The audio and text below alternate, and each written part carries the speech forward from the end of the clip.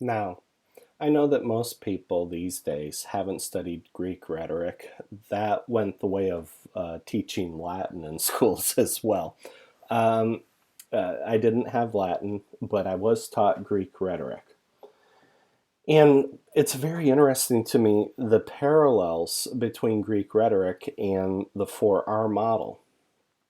And there are a lot of smart people, a lot of incredible, brilliant philosophers from the Greek schools, Socrates, they'll talk about the Socratic method and all these different things. The Greeks were utterly brilliant in creating a framework and a pattern. If you look at the tools of Greek rhetoric, logos, ethos, and pathos are the original three. Okay? These first three are included in Greek philosophy.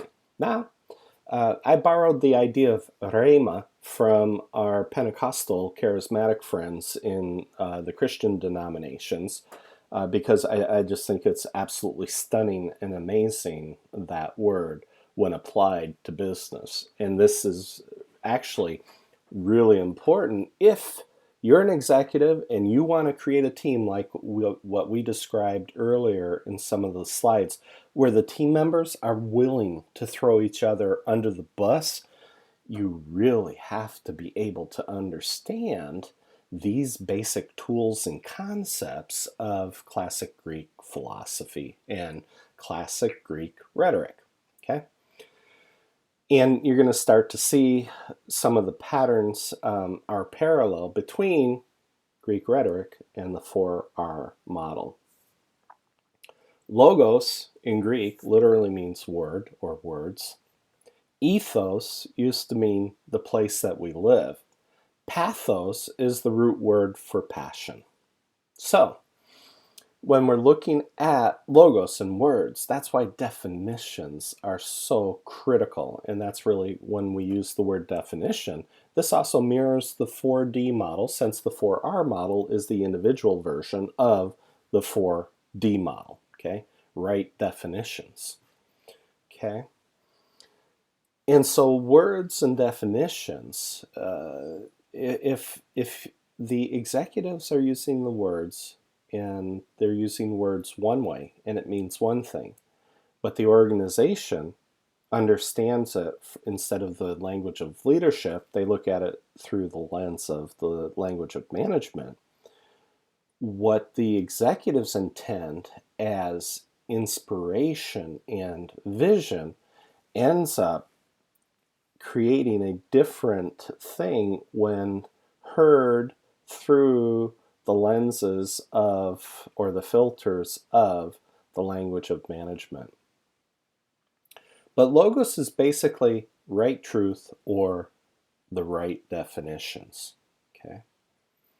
Ethos, the place that we live, everyone who has ever heard of the word ethics will immediately recognize that ethos is now the root word for ethics. And that's distilling the right values and attitudes in values. Okay? Logos was distilling or defining right truth. Ethos is distilling the right values and attitudes. Okay? So your values and attitudes are distilled from the truth that you believe.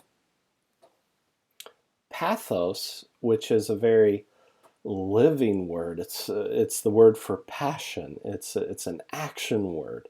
It actually strikes an emotional chord with people. When you talk about passion, people immediately react to that. Well, that is sort of a mirror behind your actions.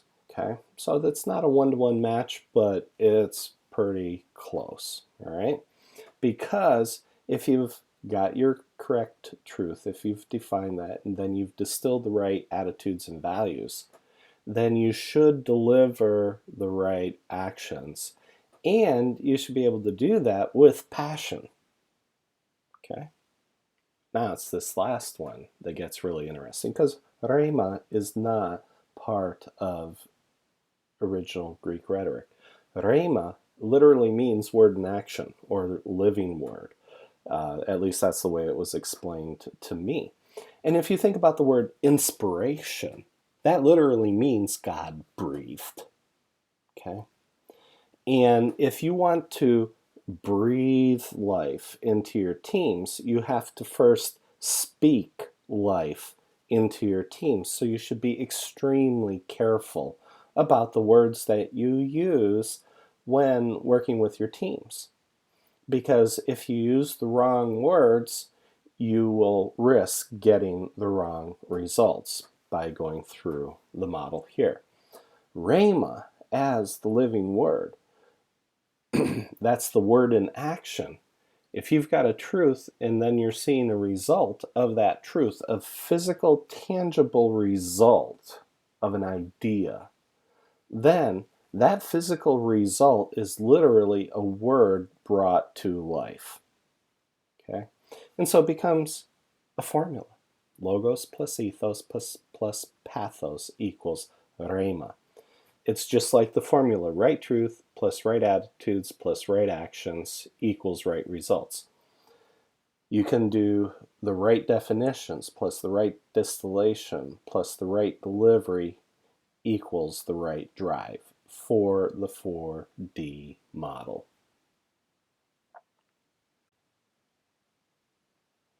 So I put this into a format where you can actually see the 4R model with logos, ethos, pathos, and rhema wrapped around, because right truth, that means you have your logos correct.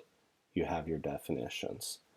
Right values and attitudes, well, you've distilled that from your right truth, and that's where you're bringing it to where you live. Okay? And so it becomes part of your ethics.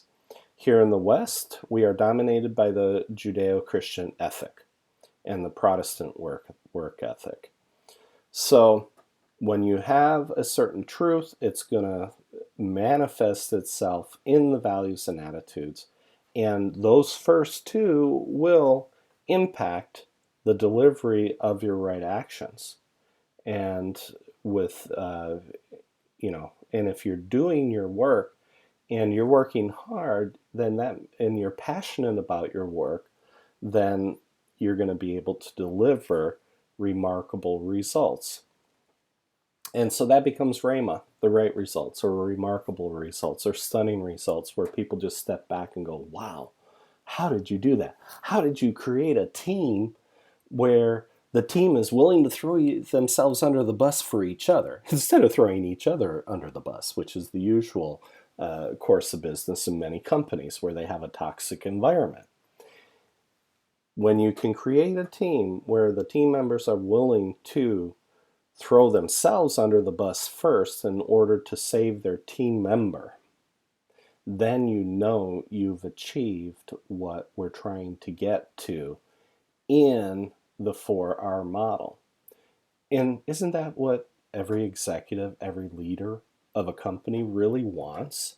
Is to be able to have teams with people who understand the definitions, have high ethics, deliver their work with passion, and achieve remarkable results that are alive and stunning and inspirational. I can't think of a single executive that wouldn't want that.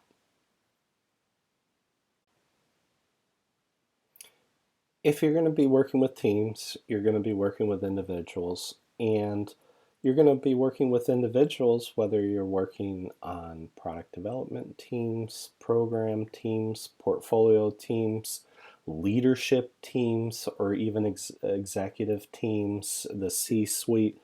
Teams are everywhere in the organization, and people need to be able to work together.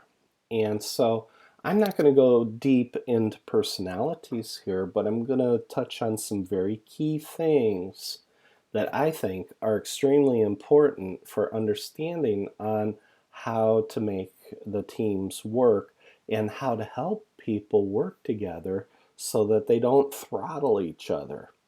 And especially these days when we're working with cross-functional teams, it's extremely important to understand the impact that personalities have on what you're trying to achieve.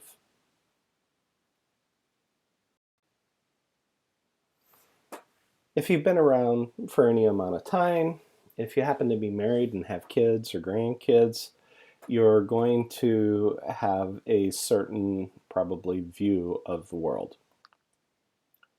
Anyone that has held a newborn baby in their arms and it's somehow related to the person that's holding that baby.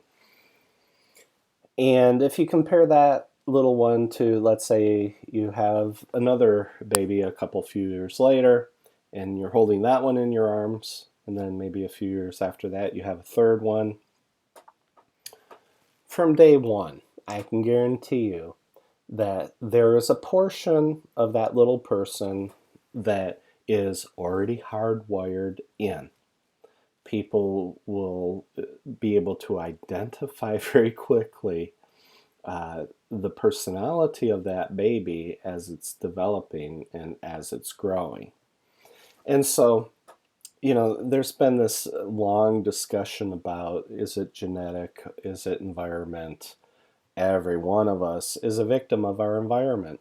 And when you look at genetic arguments for people's behavior or environmental arguments for people's behavior, I've come to the conclusion after multiple decades of working with people that it's not an either or, it's a both and.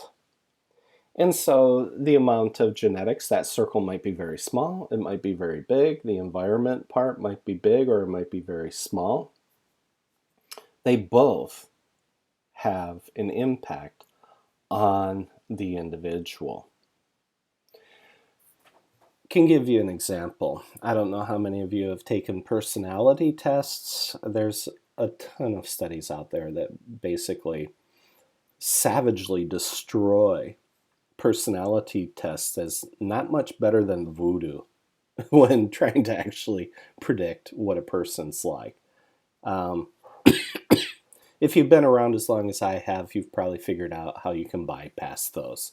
You can answer the questions in such a way you can defeat the test. I've seen it done over and over again.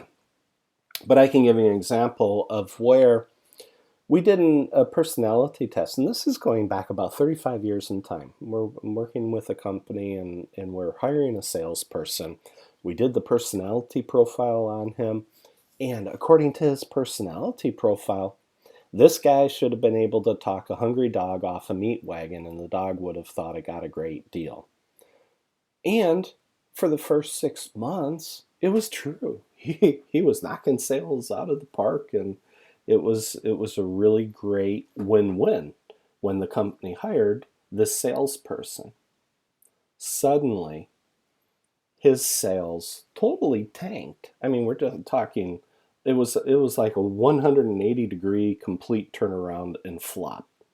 And the poor guy was struggling, and so we did the test on him again. We decided, okay, well, let's do the personality profile on him, and this is like half a year later. And the testing company came back and said, what on earth happened? How can this be the same person?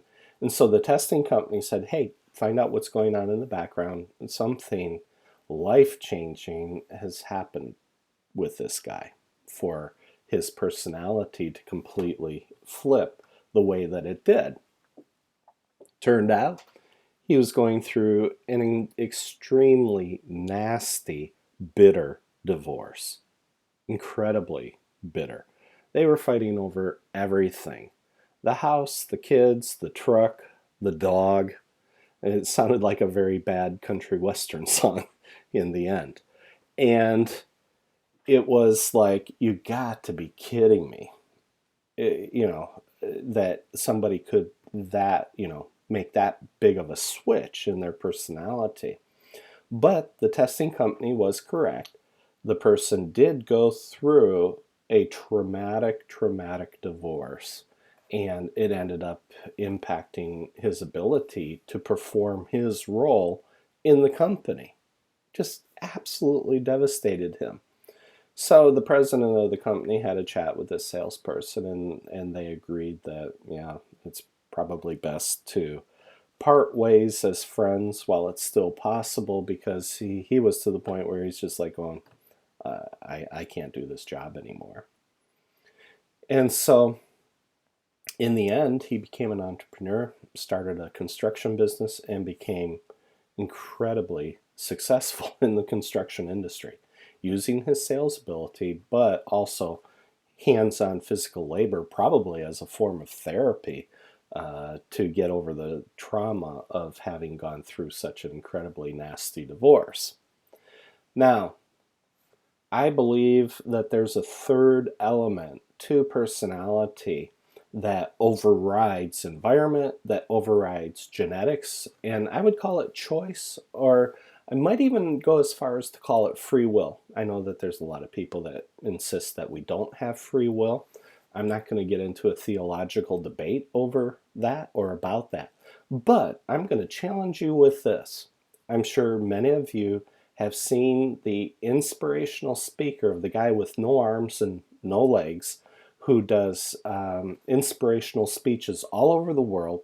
He does amazing things. He swims, he mountain climbs, he does all the things that most people never do.